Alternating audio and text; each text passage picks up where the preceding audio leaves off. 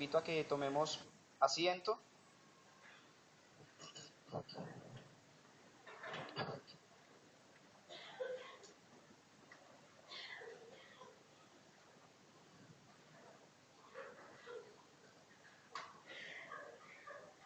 Y bien, hoy llegamos al Salmo 60 y comienzo por ponernos en contexto con respecto a los salmos. Ya por la gracia del Señor hemos llegado a este salmo, al 60, y para entrar en contexto de los salmos voy a hacer mención de algunos elementos que son importantes cuando abordamos los salmos.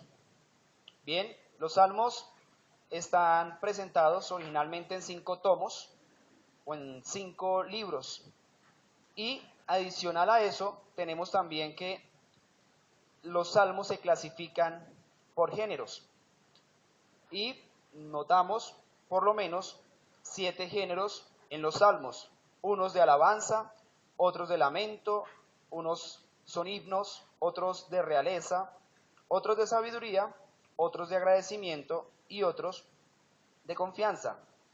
Nuestro salmo, el Salmo 60, está catalogado como un salmo de lamento y está contenido en el segundo libro de esta agrupación que se hace de los salmos.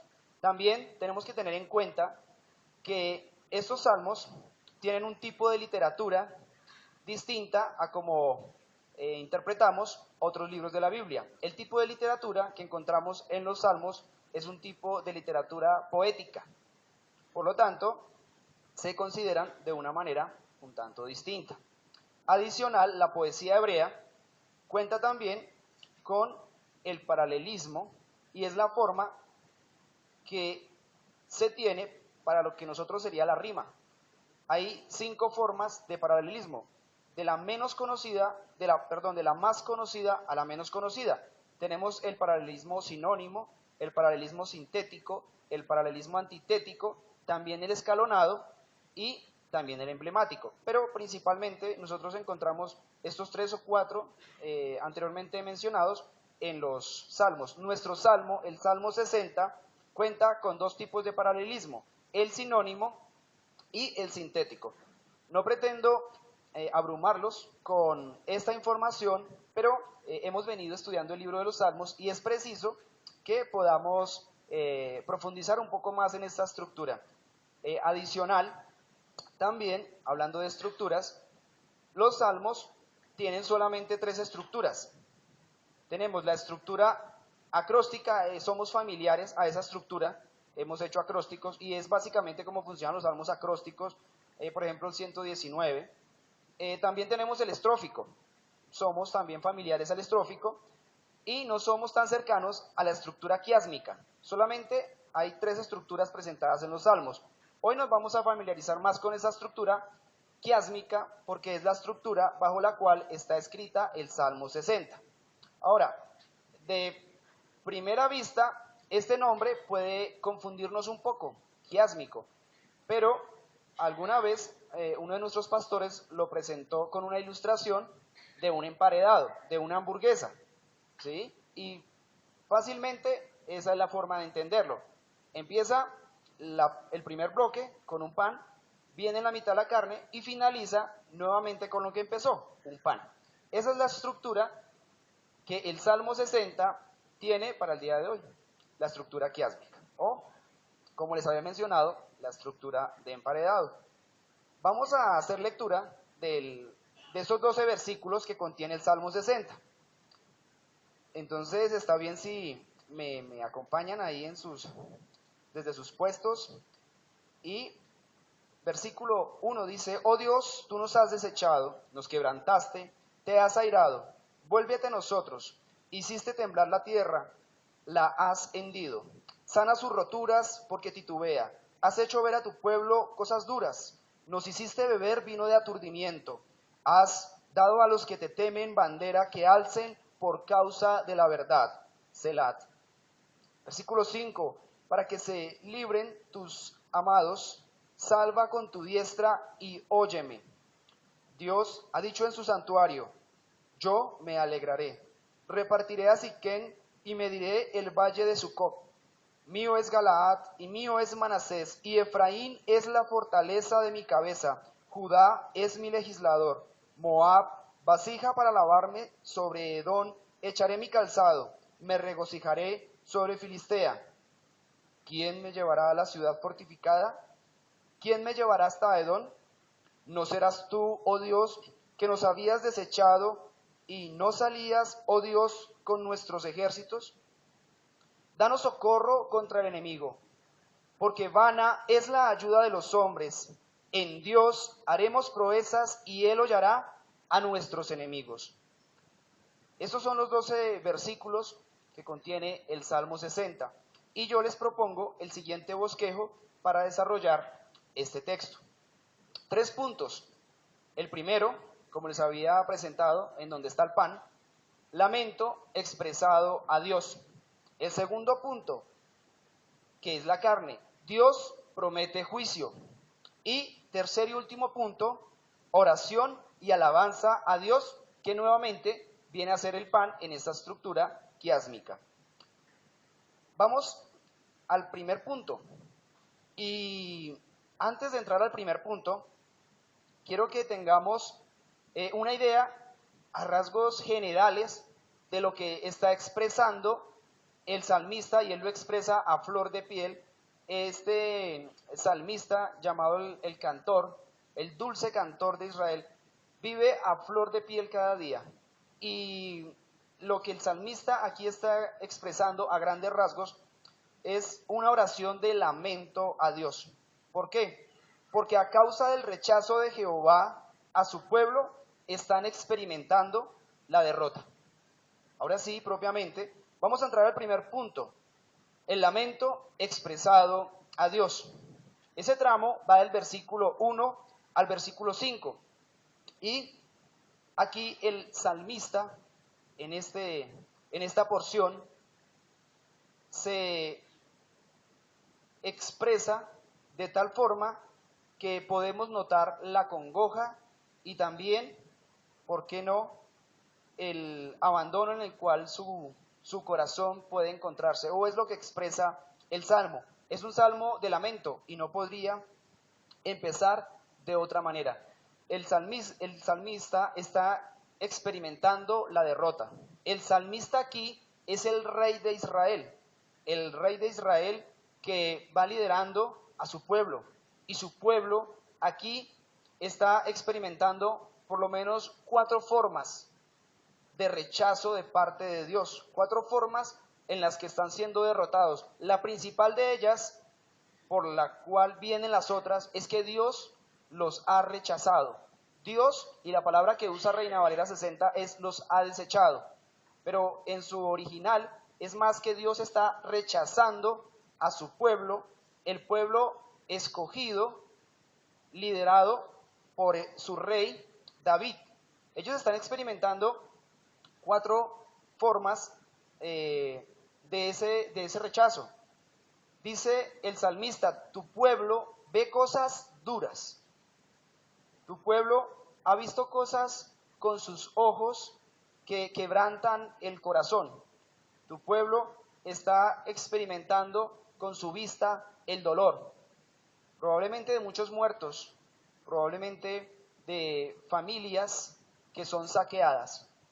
También el salmista usa esta figura: nos hiciste beber vino de aturdimiento. Nos has hecho beber este vino de tu ira. Por lo tanto, estamos aturdidos, desorientados. También dice que nos has quebrantado. Dios ha quebrantado a su pueblo, a su nación. También encontramos que nos has desechado, es la palabra que usa. No está tu presencia con tu pueblo. Y claro que esa es la razón más grande por las cuales han venido esas otras formas de quebrantamiento. Y es que si Dios no está acompañando sus guerras, pues solamente va a haber desastre. La razón del lamento, precisamente, la razón del lamento es esta, la que acabo de presentar. Esa es la razón por la cual el salmista se está lamentando, y es que Dios se está apartando. ¿Qué pide el salmista? El salmista no endurece su corazón ni se aira con Dios, porque Dios ha traído este juicio sobre su nación. El salmista, por el contrario, reconociendo que es Dios quien da las victorias y que solo el hombre puede preparar el caballo para la guerra, el salmista pide desde lo profundo de su corazón, con un grito, porque eso es un lamento, un grito desesperado en la soledad y en la profundidad de sus calamidades. Él grita y le dice a Dios: Dios, vuélvete a nosotros. Dios, ven a nosotros y socórrenos. Y aquí, específicamente, el salmista está pidiendo por una salvación física, por una salvación en el campo de batalla, porque ellos están siendo acorralados y en muchas de esas batallas han sido acribillados. El proverbio 10:9 nos dice que el que camina en integridad anda confiado, mas el que pervierte sus caminos será quebrantado. Y no nos dice cuál fue la razón por la cual Dios quebrantó su pueblo, pero sí lo expresa, y es que Dios está quebrantando a su pueblo y hay pecado en su pueblo. No expresa la razón por la cual está trayendo este quebrantamiento, pero lo que nos dice el proverbio es acertado y congruente a lo que se está presentando en este salmo. El que camina en integridad anda confiado, mas el que pervierte sus caminos será quebrantado. Este pueblo estaba siendo quebrantado por Dios. Con este proverbio cerramos este primer punto, el lamento que está expresando el salmista a Dios. Vamos a avanzar a nuestro segundo punto, donde según la estructura encontramos la carne. Y aquí nos da un poco más de luz en manos de quién o qué naciones estaban trayendo castigo a Israel. Y bueno, Dios trae juicio, Dios promete juicio y empieza por su nación. ¿Y a manos de quién trae ese juicio? Los filisteos y dos naciones más que son de cierta forma hermanas, los edomitas, descendientes de Esaú, y también los moabitas, descendientes de una relación incestuosa de Lot. Recordemos que sus hijas durmieron con su padre, lo embriagaron y durmieron con su padre, de ahí provienen los moabitas. Estas tres naciones son mencionadas aquí en el Salmo 60. Y son las naciones que están perturbando y están siendo instrumento de una u otra forma de Dios para traer juicio a este pueblo que está siendo quebrantado. Bien, nosotros, si notamos, el contexto que nos fija el Salmo, ahí en el título, nos dice que este es un testimonio, un mictán de David, para enseñar cuando tuvo guerra contra Harán Naharín y contra Harán de Soba. Y volvió Joab y destrozó a 12,000 de Edom en el valle de la sal. Este salmo fue escrito antes de que este hecho se cumpliera. Aquí de lo que se está cogiendo el salmista para clamar a Dios es que Dios había pronunciado juicio contra estas naciones, contra Filistea, contra Edom y contra Moab. Y bien, Saúl, cuando era rey de Israel, luchó y luchó mucho tiempo contra los filisteos. Esta lucha, una vez asume el reinado David, continúa, pero también encontramos que si bien Dios trae juicio y ha tratado en la intimidad o ante lo público con su pueblo, disciplinándolo, también traerá juicio o trae juicio, según el contexto nos alumbra, años después o tiempo después, trae juicio a estas naciones, a Filistea, a Edom y a Moab. ¿Por mano de quién? Por mano del rey David, cuando su imperio ya está consolidado. Y nosotros en casa podemos ahondar un poco más en el cumplimiento de esta plegaria, de este lamento, de este salmo que está elevando David. Y notar que así fue, que Dios hizo diferencia entre lo que es su pueblo y trató con ella, con su nación, en la intimidad, pero que también traería juicio a las naciones que habían perturbado a su pueblo. El sentido de propiedad que cita el salmista, haciendo diferencia, mío es Manasés, Efraín es la fortaleza de mi cabeza, Judá es mi legislador. Dios hace diferencia y Dios se apropia de su nación. Y aunque aquí hay un rechazo temporal, hay un abandono temporal, como lo hemos visto, probablemente porque el corazón de Israel se ha enaltecido, porque ha confiado más en sus ejércitos, porque ha adorado a otros dioses, pero aún así Dios permanece fiel. Y Dios, en ese tiempo de permanencia fiel, igual trae juicio a su pueblo. Pero Dios ha escogido una nación, y esta nación que había escogido era la Israel física.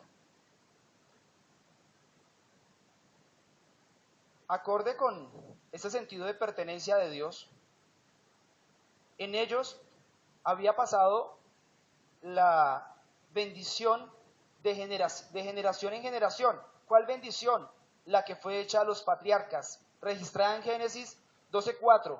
Bendeciré a los que te bendijeren, y a los que te maldijeren, maldeciré.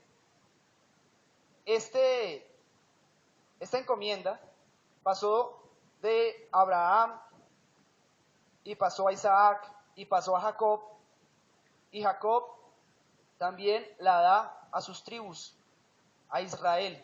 Y aquí estas naciones vecinas estaban tocando con la niña de los ojos de Dios, y a Dios esto no le producía alegría, aunque fuera el instrumento con el cual iba a hacer volver a su pueblo de la perversión y del pecado. Una reflexión con respecto a este segundo punto, en donde Dios promete juicio. Y Hebreos, en el capítulo 2, en el versículo 5, nos dice, no desmayes cuando eres reprendido por Él. ¿Por Él por quién? Por Dios.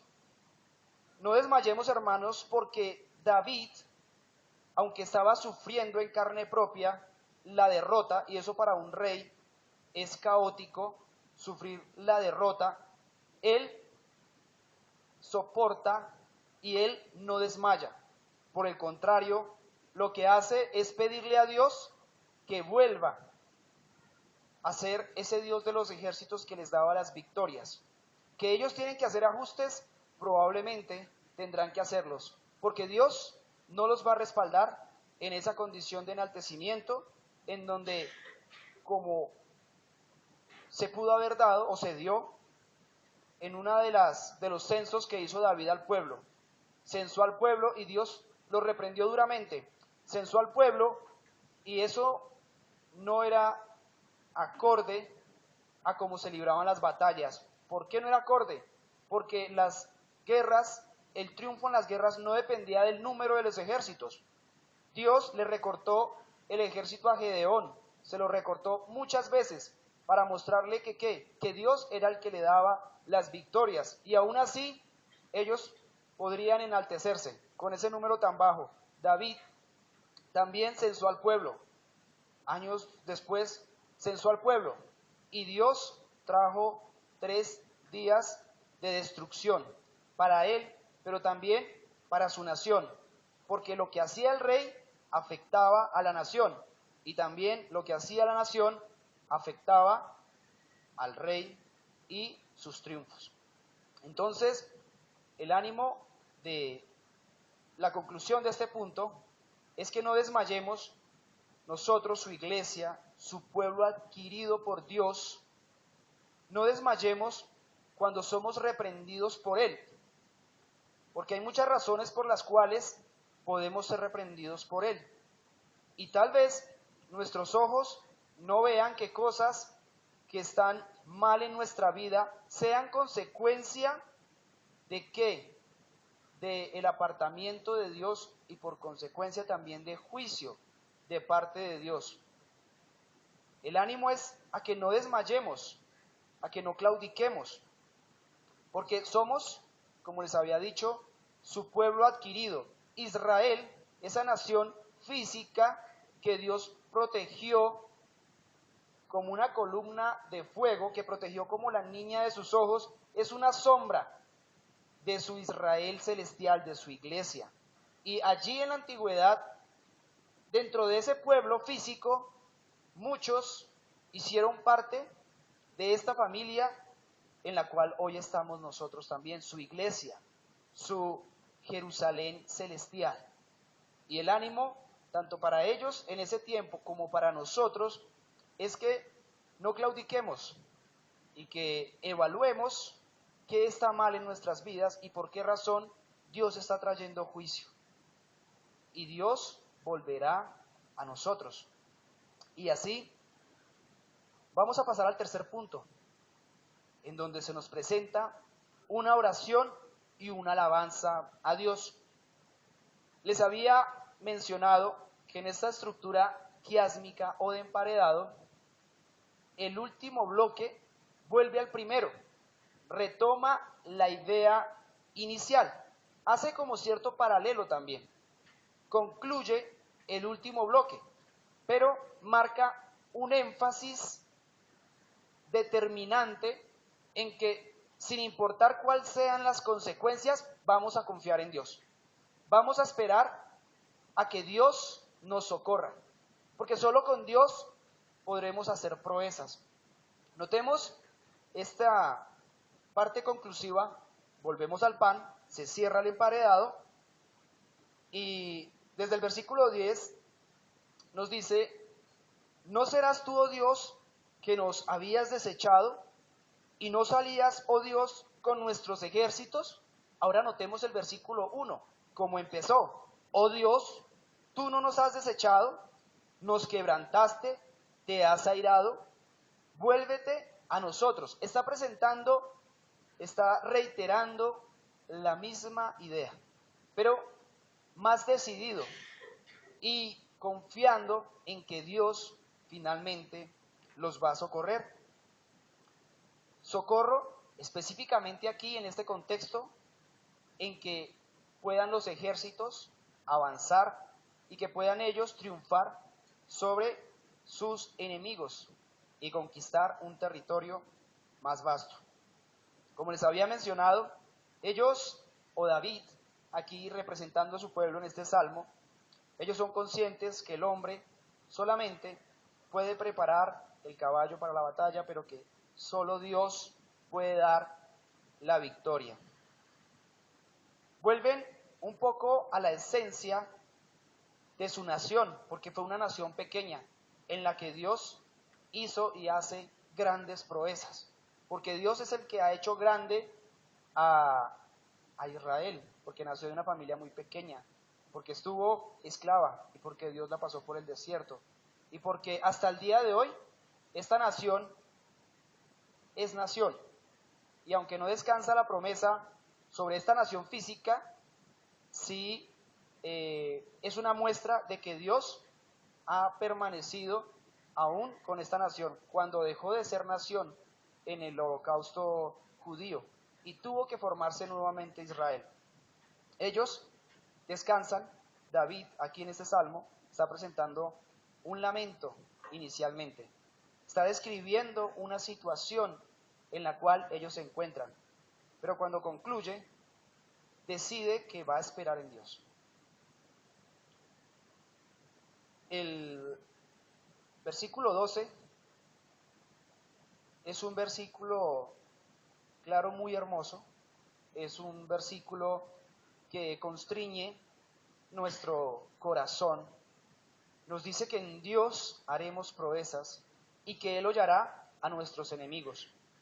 Pensemos por un momento que hay enemigos más fuertes que los físicos, aunque los físicos nos atemorizan, parece más que los enemigos espirituales, los que atentan con nuestro espíritu. Y aquí su iglesia, su pueblo adquirido por Dios, esa nación santa, lucha constantemente contra un enemigo que es Satanás, pero también con un enemigo que soy yo mismo. Ese enemigo con el que me acuesto y me levanto todos los días, con el que voy al trabajo, con el que voy a la escuela. Combato en no enaltecerme, en no enorgullecerme, y constantemente estoy en esa lucha y muchas veces he perdido porque me he enaltecido, porque pienso que lo que hay en mí es una luz propia y no que es el reflejo de Dios. Debemos cuidarnos de este enemigo y, claro, por supuesto, de las acechanzas de Satanás, que no pone el pecado en nuestro corazón, porque eso lo producimos nosotros, pero sí potencia el pecado que nosotros producimos. Sí nos facilita los instrumentos y hace mucho más fácil que mi pecado se desarrolle. Pero cuando yo me alejo de Dios, es que esto coge más fuerza. Ese es el lamento que está presentando el salmista aquí. Es lo que está pasando con la nación de Israel.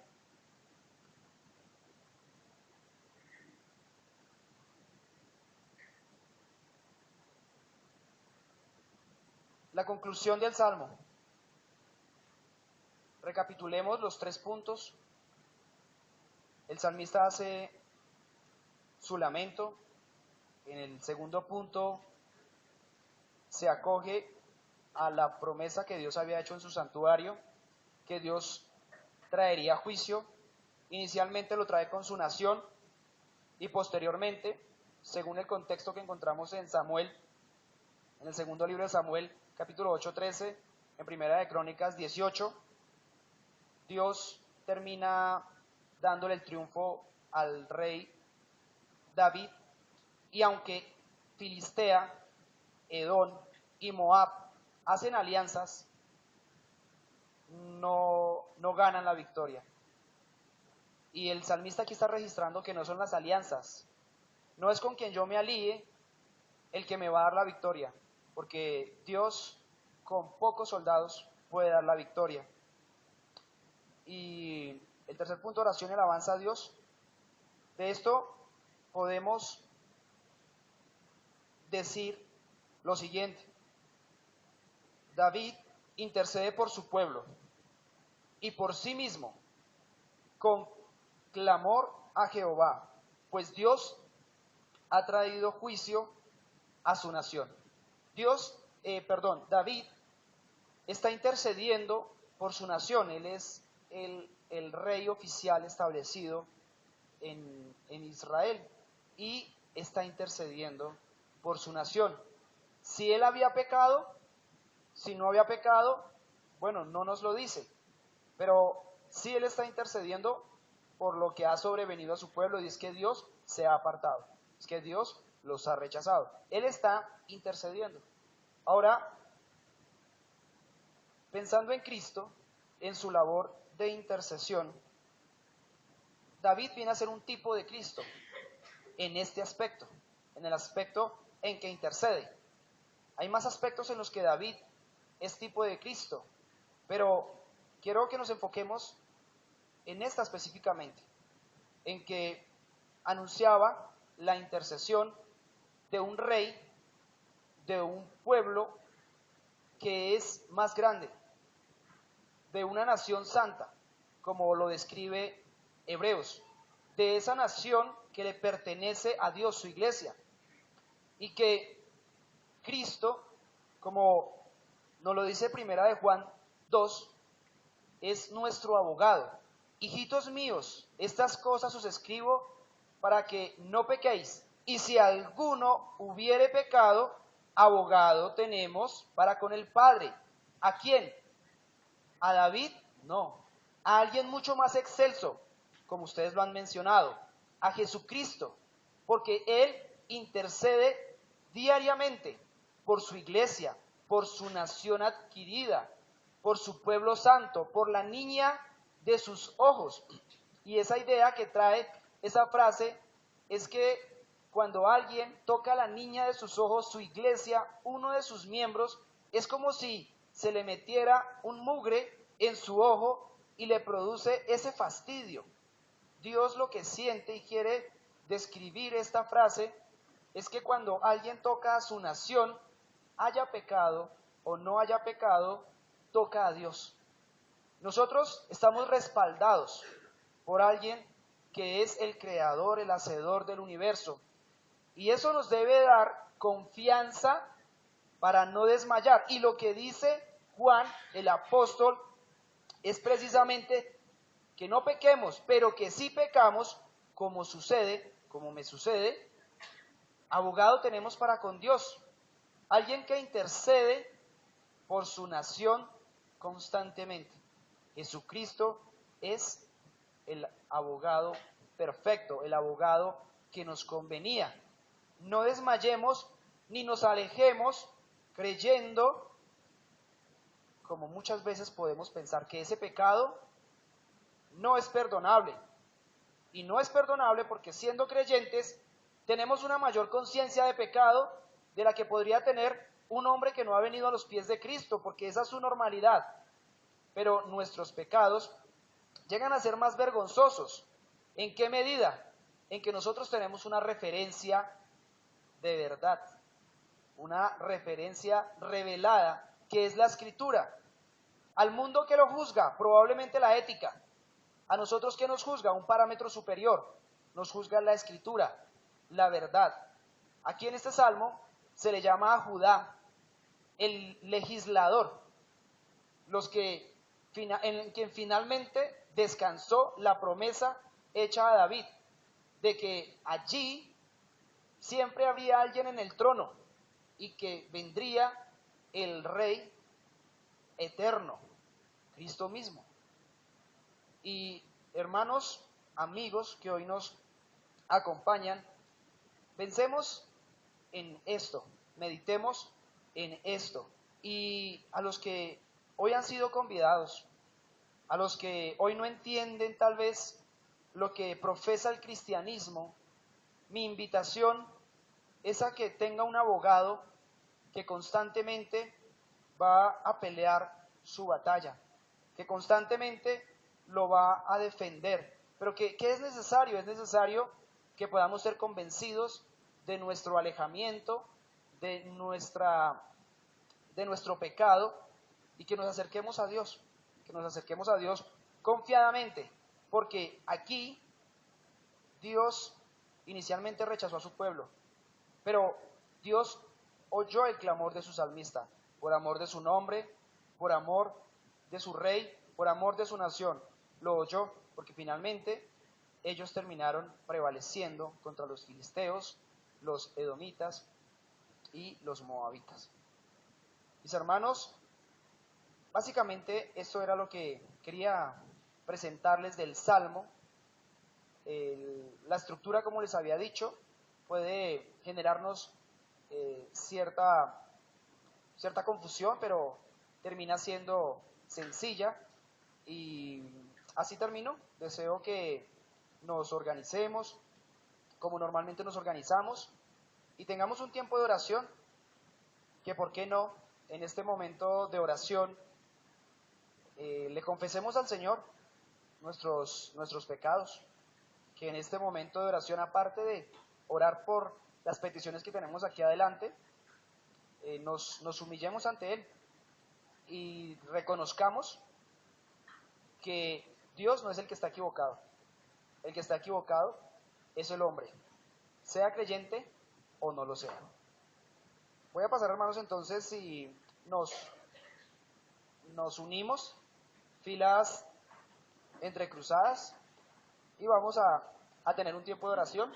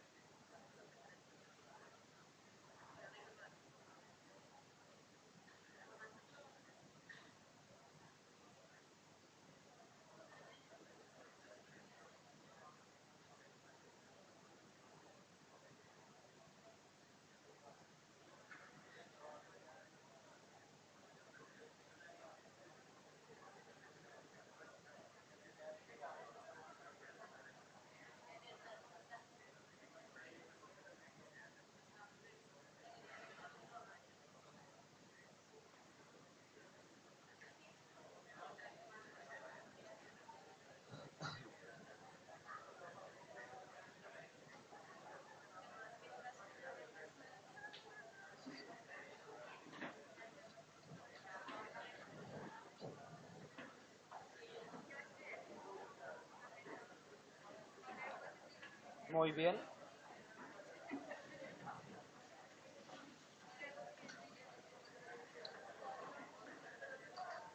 Hermanos, les animo a que concluyamos este tiempo elevando una oración como iglesia, una oración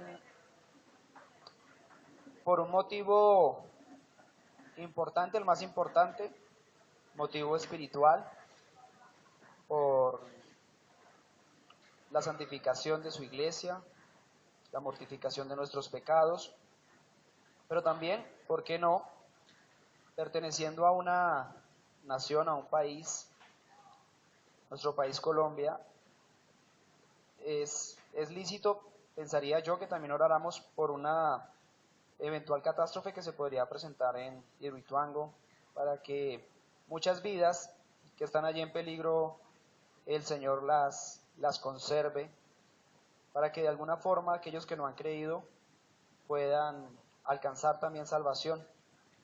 Y como nación, nosotros no somos ajenos a una nación, terrenalmente pertenecemos a un país y Dios trae bendiciones a través de proyectos de este tipo.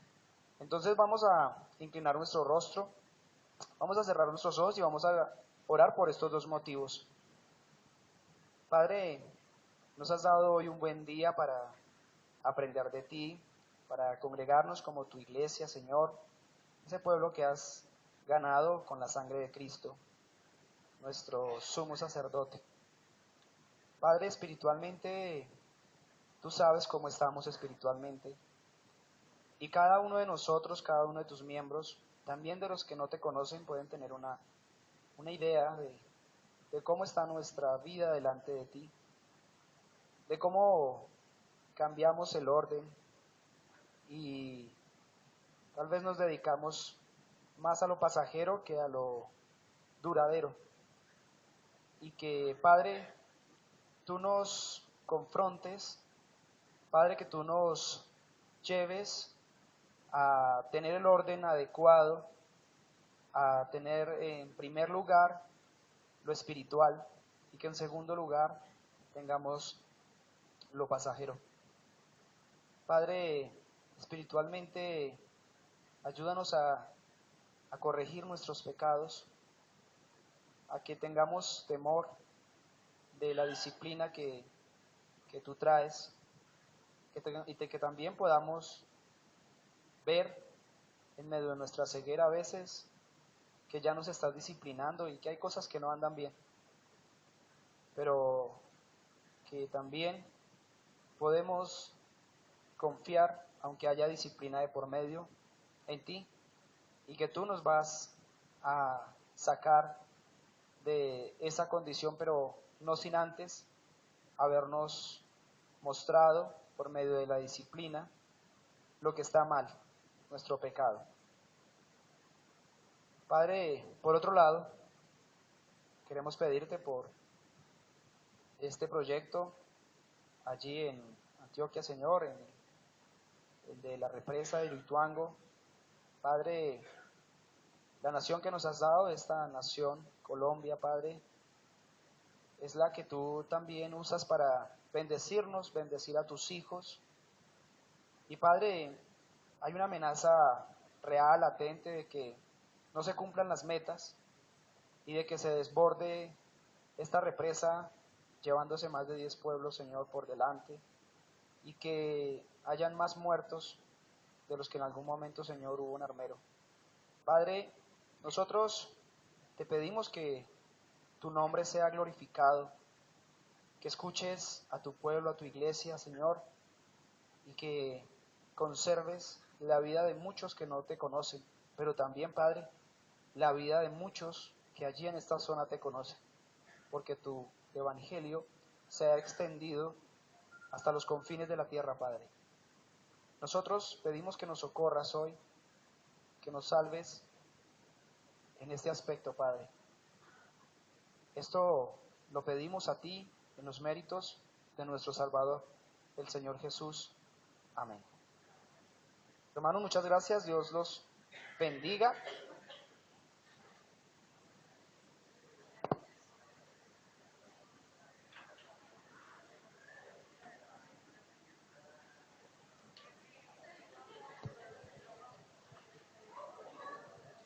Muchas gracias, hermano Juan Carlos, por la enseñanza. A continuación, voy a dar unos